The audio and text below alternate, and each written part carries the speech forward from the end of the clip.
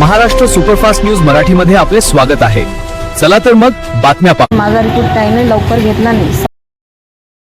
कारंजा खून प्रकरणातील फरार आरोपी अजूनही मोकाट, पीडित कुटुंबाची न्यायासाठी आर्त हाक। वाशिम जिल्ह्यातील कारंजा येथे 17 मे रोजी झालेल्या खून प्रकरणातील मुख्य आरोपींपैकी एकाला अटक करण्यात आली असली तरी इतर आरोपी अद्याप फरार असल्याचा आरोप पीडित कुटुंबियांनी केला आहे। विशेष म्हणजे या आरोपींची नोंद पोलीस ठाण्यात असतानाही त्यांना अटक करण्यात आलेली नसल्याने कुटुंबियांमध्ये संताप व्यक्त होत आहे।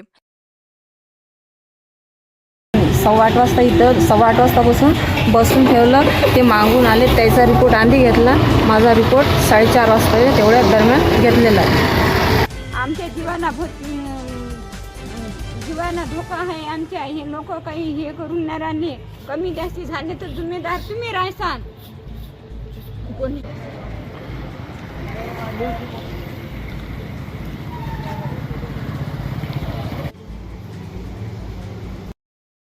महाराष्ट्र सुपरफास्ट न्यूज वाशिम जिल्ह्यावरून प्रतिनिधी किशन काळे। अशा नव्या बातम्या पाहण्यासाठी आमच्या YouTube चॅनलला लाईक आणि सबस्क्राइब करा आणि बेल आयकॉन बटन दाबून शेअर करा। धन्यवाद।